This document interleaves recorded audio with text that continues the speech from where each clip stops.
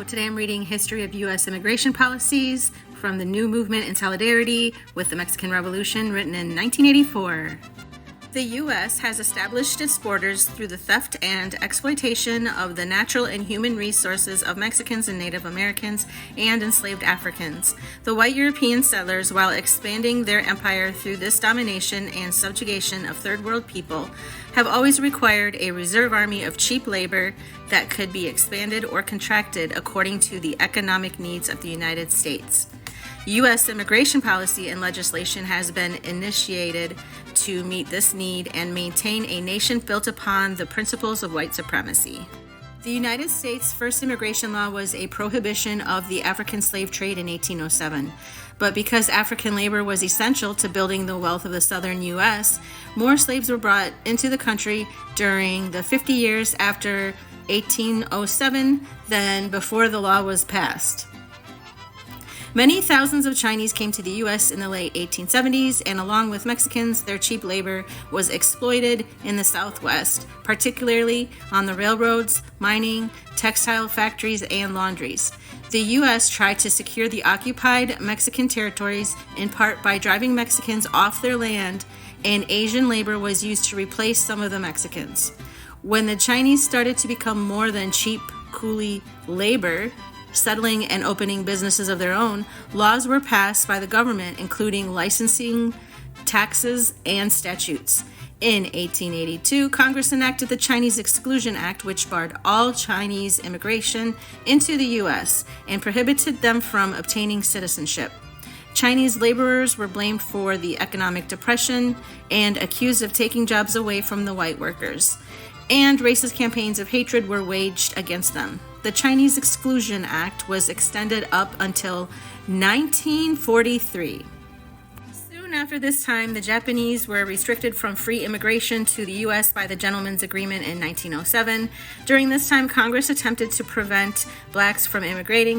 In 1915, an amendment to exclude all members of the African or black race from entry into the U.S. was introduced in Congress. It was approved by the Senate, but defeated by the House of Representatives due to intensive lobbying by the NAACP. After the seizure of northern Mexico, relatively few Mexicans migrated to occupied territories until the 20th century. As there were virtually no immigration controls prior to 1885, most Mexicans who crossed the border before this time simply walked back and forth when they wished. There were several conditions in Mexico that added to the increase in migration to the north. Beginning in 1876, during the Diaz regime, there was a decline in feudalism, a system in which landowners of large estates had a great number of peasants living on and working their land. Land was taken away from Indians and peasants by the government, and the land that was made communal and state-owned was, for the most part, uncultivatable. An increase in mechanization on farms during this period resulted in more of the work being performed by machines and forced people to look north for jobs. A large amount of land was bought very cheaply by U.S. corporations. Also, at this time, cash crops were grown for profit and substituted for crops that people could grow for their own consumption and survival. The intensified development of mining forced Mexicans off their land, and the construction of the railroad in the area now known as the Southwest U.S. created more jobs for Mexicans there, as well as made it easier for them to migrate north. Thus, an economic situation and dependence was created in which U.S. investment in Mexico served to keep Mexico underdeveloped, while ensuring a constant supply of raw materials and cheap labor for corporations in the Southwest U.S. In 1893, guerrilla warfare was begun by peasant revolutionaries fighting for land against the oppressive Diaz regime. This revolutionary activity took place in the states of Guerrero in southern Mexico and Chihuahua and Coahuila along the imposed border. The U.S. government reacted by establishing border installations in 1894 to contain this revolutionary activity. They feared it would spread north to the occupied territories, uniting Mexicans to take back their nation conquered 46 years earlier. The Pinkerton Detective Agency of New York City, Texas Rangers, and vigilantes systematically beat and jailed members of the Partido Liberal Mexicano, PLM, a revolutionary Mexican organization. PLM leadership included Enrique and Ricardo Flores Magón, Praxedis Guerrero, Guerrero, Juan Sabiabia, and Librado Rivera. In 1906, the PLM led a strike against an Anaconda subsidiary of the Cananea mine in Sonora and made the beatings and jailings a central issue. U.S. troops were sent across the border, and some 275 armed U.S. volunteers under the command of 6 Arizona Rangers temporarily occupied Cananea before being replaced by Mexican troops. Nearly 100 workers were killed. The PLM and others organized Mexicans in the occupied territories for support and militant solidarity with the Mexican Revolution. The arrest of PLM members prevented planned attacks on Ciudad Juarez from El Paso 2 times in 1906 and 1908 against the Diaz forces. When the Mexican Revolution fully erupted in 1910, the U.S. government formed the Mounted Guard in 1911 to help keep revolutionary leaders and ideas from spreading north and to restrict the increasing number of Mexican refugees fleeing the Revolutionary War. Also in 1916, the Mounted Guard patrolled the border to catch smugglers in violation of prohibition. Guarding the border on horses and wearing cavalry-type uniforms, these guards were predecessors of the border control. The United States made sure to play a role in determining the outcome of the 1910 Mexican Revolution. It wanted the fighting to end as soon as possible so as not to hurt its business interests. But at the same time, the U.S. wanted liberal capitalist forces to triumph, to promote the same kind of corporate profit-taking and control in Mexico as had existed under Diaz. But Diaz had become a liability, for under his 3 decades of rule, popular discontent had risen to a boiling point. The 1910 revolution was a mass movement to end corruption, establish land reform, restore human rights, and ensure the basic necessities of food, clothing, shelter, and education. When Madero's seemingly progressive government came to power in 1912, promising such reforms, the U.S. did everything it could to have Madero overthrown and replaced by General Huerta in a coup. In 1914, Huerta, an ex-Diaz general, was in power. Beginning to restore the old Diaz system, he received support from the U.S. This could mean only renewed suffering for the Mexican people, and so fighting broke out anew. Once again, the fresh fighting threatened U.S. business operations, so that Huerta, with only shaky popular support, also became a liability. United States Armed Forces landed in Veracruz that year to help prop up the more liberal bourgeois rule of Venustiano Carranza, a northern landowner and fierce rival of the land reform bent Pancho Villa and Zapata, by helping to oust Huerta in another coup.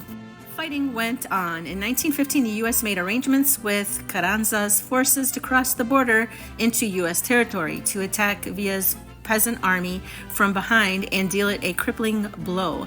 Villa responded by attacking the U.S. 13th Cavalry stationed in Columbus, New Mexico. This famous Columbus raid was to become important as the justification used for a third U.S. invasion of Mexico. On March 9, 1916, over 10,000 U.S. troops under General Pershing invaded Chihuahua in an attempt to destroy the revolutionary forces of Villa. Villa's guerrilla tactics ran circles around the frustrated general, and the U.S. invasion was a flop. However, the U.S. invasion did put the peasant revolutionary army in a 2-front situation, battling both the United States and Carrancista battalions. During the height of the Mexican Revolution, the United States government discovered the Plan de Santiago de Tejas. This plan called upon the Mexican residents of the occupied territories to rise up against the U.S. federal state. With the discovery of the plan and the arrest of several of the leaders of the insurgency, the remaining militants decided to begin the uprising earlier than planned. War erupted in the south of Texas as U.S. forces moved in to quell the uprising. 65,000 U.S. military troops were deployed to guard the strategic border town of El Paso. The U.S. Army withdrew from Chihuahua on February 5, 1917, to redeploy in Europe for a conflict that would temporarily overshadow U.S. problems in holding on to its occupied territories, World War I. Much of the fighting was ending in Mexico. Prior to 1908, approximately 60,000 Mexicans entered the U.S. annually, staying for only a brief period of time before returning south. As with other third world immigrants in the past, such as the Chinese and other Asians, Mexicans were not welcomed as permanent residents, but only as temporary ones, who would do the work that white people would not, and then return home.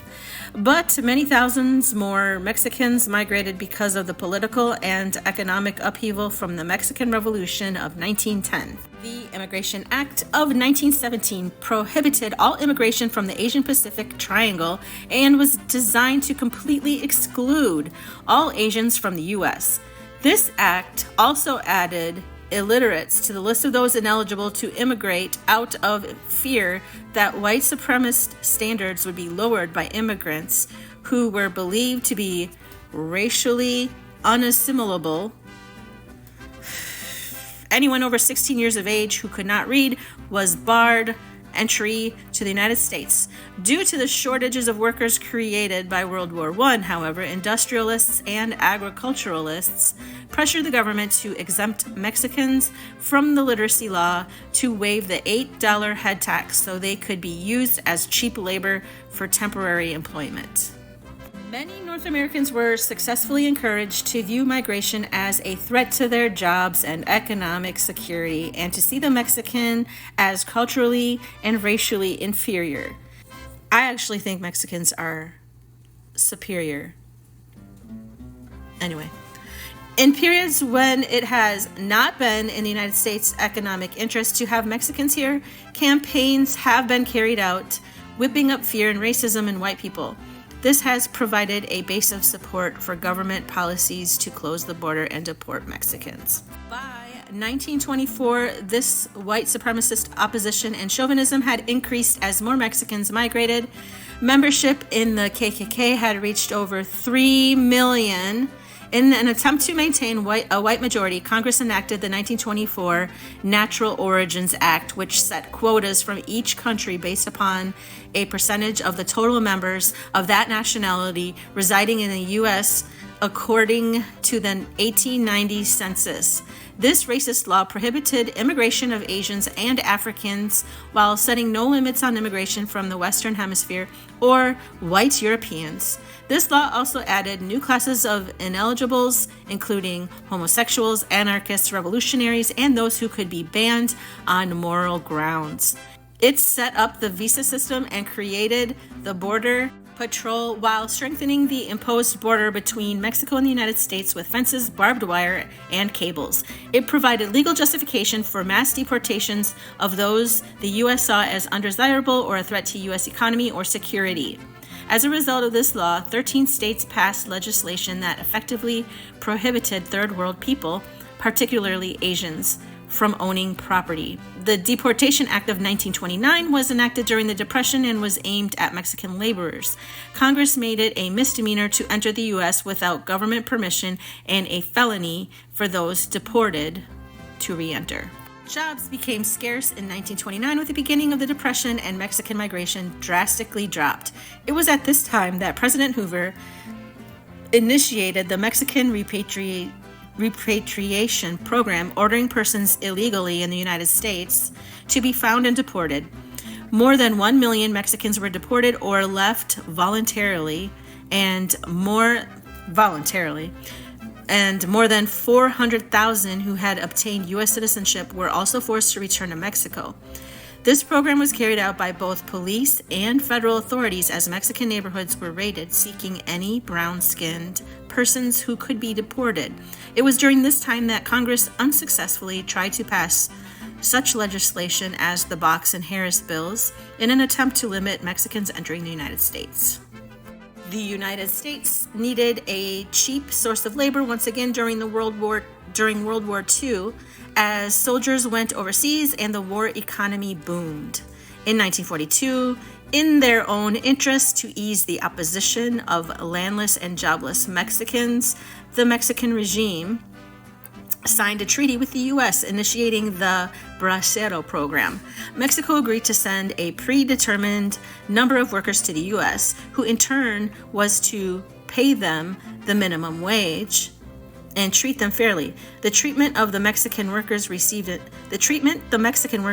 in Texas was so appalling that 1 year later, Mexico forbade them to work there and refused to renew most parts of the treaty in 1947.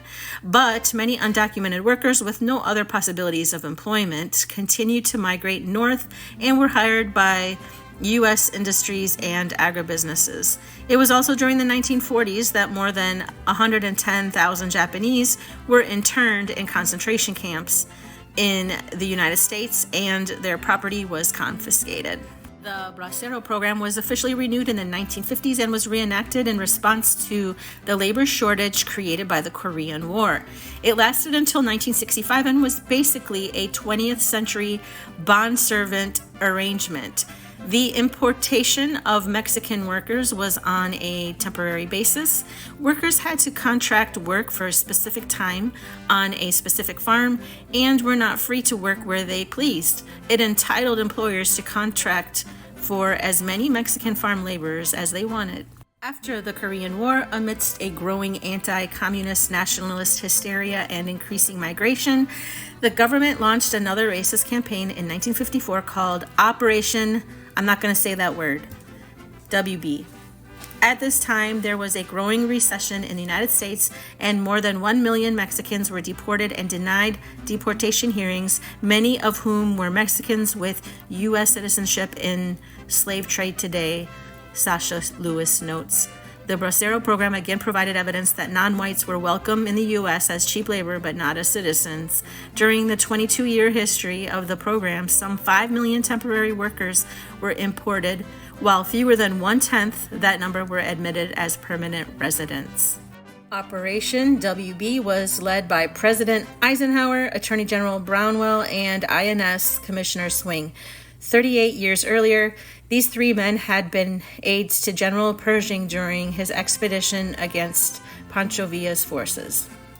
Congress passed the McCarran Act in 1950, which authorized the building of concentration camps to intern subversives without a trial or hearing if either the President or Congress were to declare a national emergency.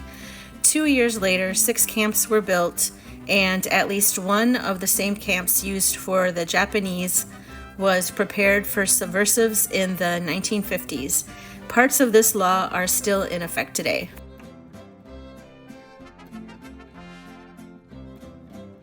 In 1965, immigration from the Western Hemisphere was limited for the first time, and more Mexicans migrated north without papers.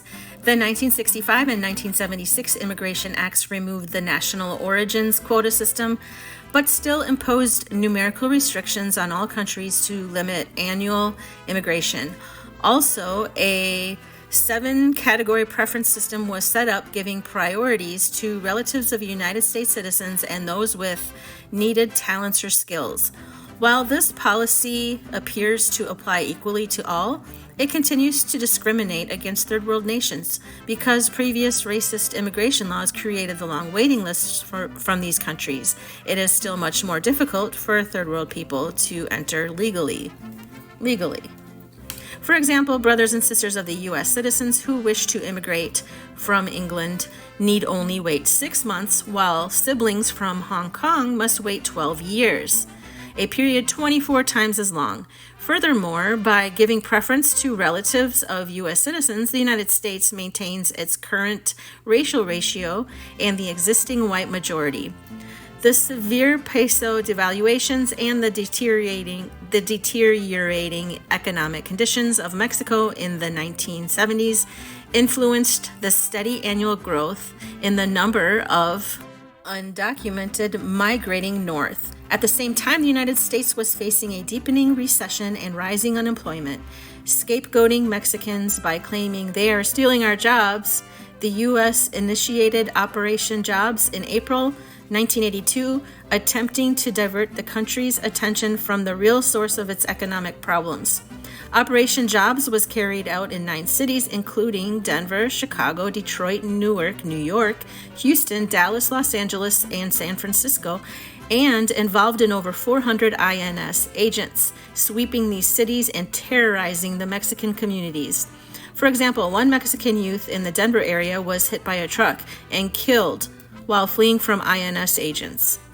Many people were harassed and arrested on the sole basis of their Latino appearances. After 5 days, 5,635 people had been arrested in the 9 cities. Sounds familiar. The current Simpson-Mazzoli bill is another example of racist legislation aimed at limiting Mexican migration north of the border and scapegoating Mexicans as the cause of the worsening economic conditions in the United States. Its intention is to further divide colonized Mexican people on both sides of the border and deepen the division among all working class members. The bill would, number 1, make it a crime to hire undocumented workers by imposing fines or jail sentences upon employers who knowingly hire them. This would result in further discrimination in hiring third world people, especially Mexicans, whether they are from north or south of the border. Number 2, subject a job seeker who falsely claims to be a citizen to a fine of $10,000 and up to 5 years imprisonment. It is the undocumented worker who would suffer the most from penalties and imprisonment. The fines imposed on large industries will be minimal compared to the millions of dollars they make off of undocumented workers, while most undocumented will have no choice but to be imprisoned. Number 3, grant amnesty status to those who can establish that they've been in the United States continuously since 1980 or 1982. This amendment is deceptive for several reasons. It would be extremely difficult for the undocumented to obtain proof of eligibility given the high mobile nature of migrants and owing to the fugitive life the migrant is forced to live. Also, under this plan, the undocumented would get temporary status for only 2 years and would then have to show an achievement in United States history and English language. It is unlikely that many immigrants would reveal their identity and addresses to the United States regardless of their eligibility, since this would make them vulnerable to deportation if amnesty was denied. Number 4, establish a new guest worker program admitting foreign workers to seek temporary work in the United States. This is a reenactment of the Bracero programs. As in the past, workers would be exploited by substandard working conditions and wages while ensuring the employer a constant source of cheap labor and higher profits. Number 5, I think we're on. Require workers to present a national ID card. This has many implications as a national surveillance system that could control people's daily activities and repress political dissent. It is likely to target third world peoples, especially Mexicans, much as the ID card system is used in apartheid in South Africa. Number 6, provide more funding for the INS. Although this pamphlet deals primarily with Mexican migration, the INS estimates that non-Mexican border crossings now average 12%. Increasingly, refugees from Central America are being targeted by the INS and U.S. government. This is another example of politically motivated selective enforcement of immigration laws. The U.S. has readily opened its doors to people leaving communist countries such as Cuba and Vietnam, accompanying their arrival with choruses of anti-communist propaganda. But entry, residency, and citizenship are much more restricted for refugees from U.S.-backed dictatorships such as El Salvador, Guatemala, and Haiti. The Supreme Court in spring 1984 reversed a lower court ruling that immigrants seeking refuge in this country need only prove a well-founded fear of persecution to avoid deportation. Instead, they must demonstrate a clear probability they will be persecuted if they are deported to their homelands. Besides making it much more difficult for people to be granted political asylum in this country, this means that more refugees will be deported. The Catholic Archdiocese of San Salvador has estimated that 30% of refugees returned to El Salvador are imprisoned, tortured, or killed, many by right-wing death squads who are funded and trained by the U.S. Political and church activists who are providing sanctuary to Central American refugees are coming increasingly under U.S. government repression. In June 1984, Stacy Lynn Merkt, a Catholic layworker in Texas, was convicted of illegally conspiring to transport two people from El Salvador to the United States and was sentenced to 2 years of probation. Well over 100 religious organizations in the United States are currently involved in the sanctuary movement.